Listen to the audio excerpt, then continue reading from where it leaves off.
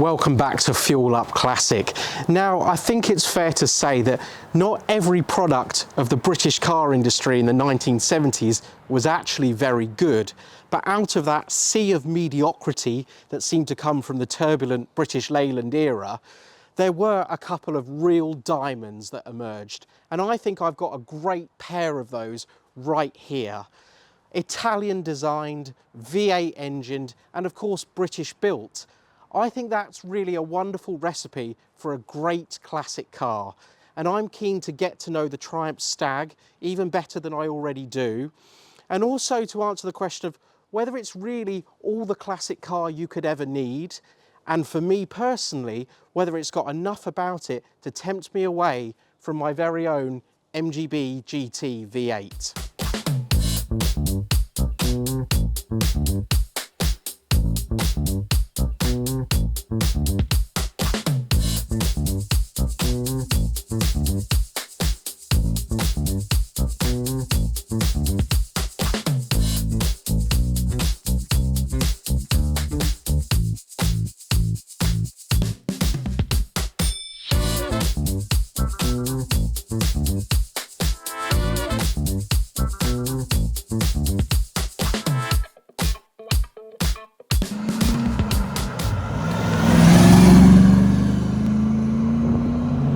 So it certainly looks great and it sounds great, but what's it like to drive?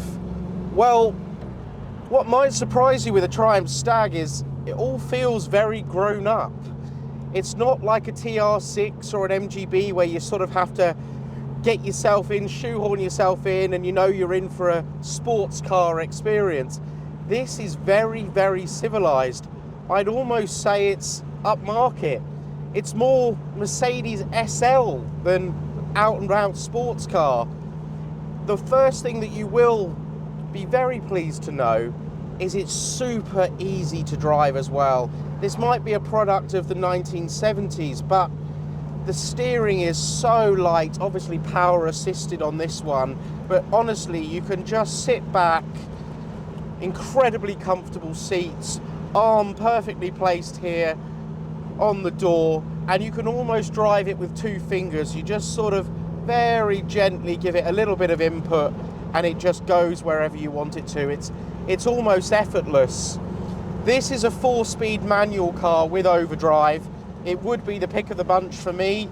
You can get a 3-speed automatic, and somewhat interestingly, values seem to be about the same, so there's no cost saving with going with an auto.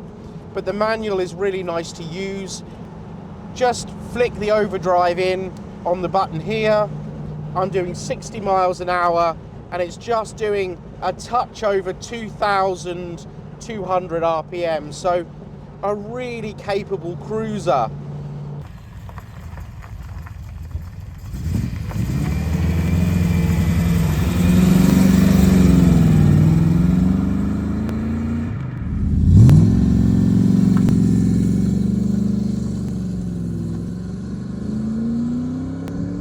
Now, it's not a car that you'd probably want to hustle down a B road, but it is a car that you could just cruise along, use that V8 torque. There's plenty of power there.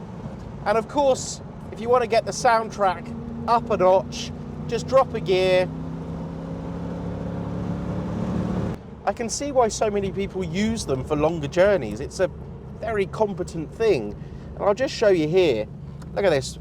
So easy, 2 fingers on the wheel, spin round. You try doing that in my MGB and you get a bit of a workout on tight turns like this, but this is just super light, super easy. Now, the irony is not lost on me that I am wearing an MG fleece today. I probably picked the wrong outfit, but those of you that watch the channel will know that I am an MG fan. I own a couple of them. But I certainly don't subscribe to this kind of ancient tribalism between MG and Triumph. I think they're both brilliant cars, and I think actually when you drive them back to back, they both sort of do things very differently. They're not quite the same in reality as they may appear on paper.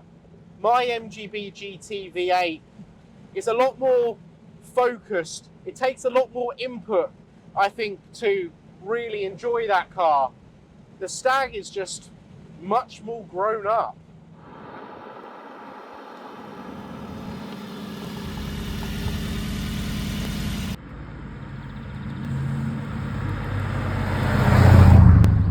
If you don't come from a classic car background and you want to enter into that world, a Stag could be a really good place to start because it's easy to drive. It almost drives like a modern car, and that includes the brakes. By 1970 standards, they're really rather good. Now we're just about to approach my favourite bit. We're going to have a run up the hill, and this is where I think the Stag will kind of come into its own. Second gear, look at that, no input whatsoever. Up we go.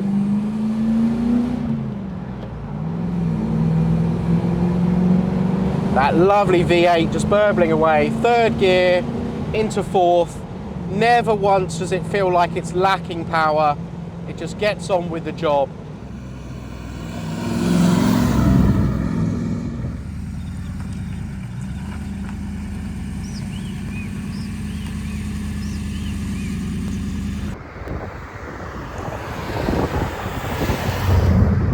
And let's talk about the interior of the Stag, because as I mentioned, seats supremely comfortable, but also, oh, we got a little MG midget there.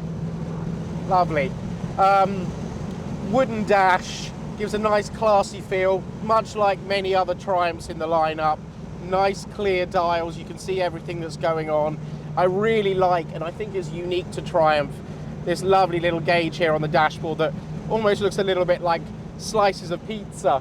It's perhaps that's the Italian design influence coming through. I highly doubt it, but it's nice to think maybe it is. Of course, you've got the T-bar on the top here.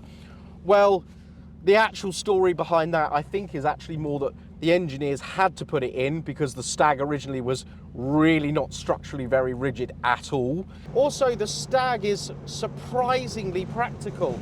It is, by 1970 standards, a proper four-seater.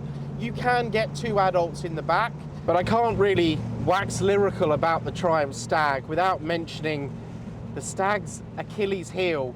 Let's get back to the house and hopefully put your mind at rest if you are thinking about buying one of your own.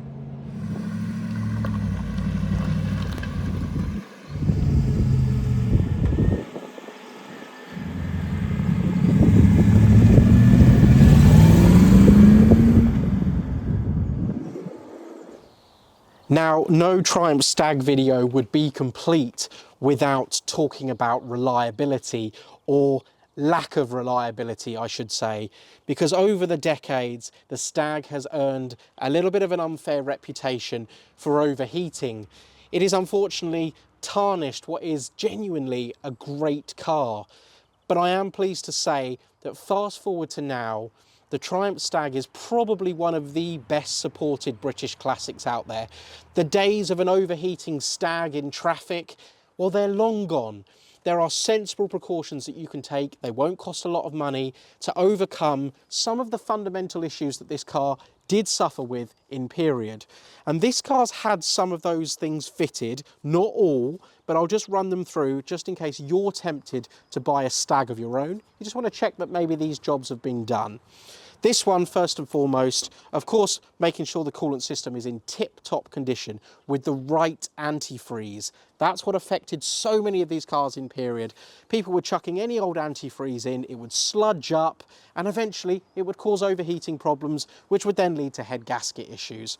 These days, everyone knows it. You've got to use the right high-quality antifreeze on these, change it regularly. Some go a step further and fit an electric fan. This one has one fitted just as a precaution. It works on a thermostat, kicks in and out as and when needed. If you're sat in traffic on a summer's day, it will keep that 3-litre V8 nice and cool like it should be. Some also go for a larger radiator. This one hasn't had that. It's just got a very good newish looking radiator to me, and it does the job perfectly. And some will also have a different expansion tank fitted higher up in the engine bay, because the original one does sit very, very low. The water pump also in period used to cause a few issues due to poor quality in its location. It meant as soon as coolant dropped, then the temperature would rise very, very quickly. But these days, it really doesn't need to be an issue. You can work through a 3-litre V8 Stag, no problem, not a huge outlay and expense, and you can make one of these reliable and fun.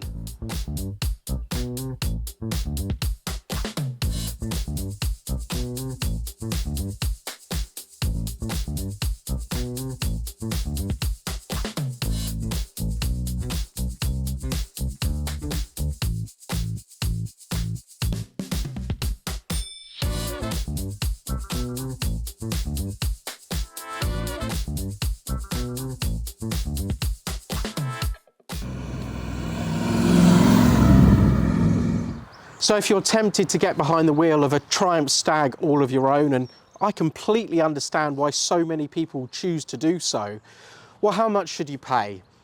Well, at the moment, that is a very tricky question to answer because the prices are all over the place in general with the classic car market. And of course, the Triumph Stag has been affected by that.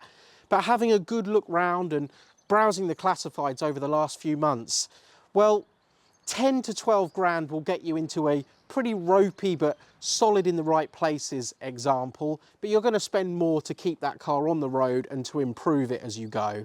Late teens to early 20s is going to get you into something really rather nice. This very car, which has had a lot of recent expenditure, presents really, really nicely and of course drives really nicely, is currently on sale for £21,000. Concourse examples seem to be somewhere around the £30,000 mark. So a huge variable there on what to pay, but I hope it gives you some guidelines of what you should expect depending on what kind of car you want and how you want to use it. But I'm genuinely sad that my time with the Triumph Stag is coming to an end. I've really enjoyed it. It's an intoxicating blend of all those things I mentioned in the introduction, Italian styling, a V8 soundtrack, and of course, British built, which for me as a British car fanatic, I really enjoy that element of it. It's not enough right now to tempt me away from my MGB GT V8. I'm having too much fun with that car at the moment, but I can completely see a Stag slotting in very nicely into the Fuel Up Classic lineup somewhere in the near future. But thank you very much for watching. I've really enjoyed showcasing this car and I hope you've enjoyed the video. Please do subscribe if you haven't already, and I will see you for the next video.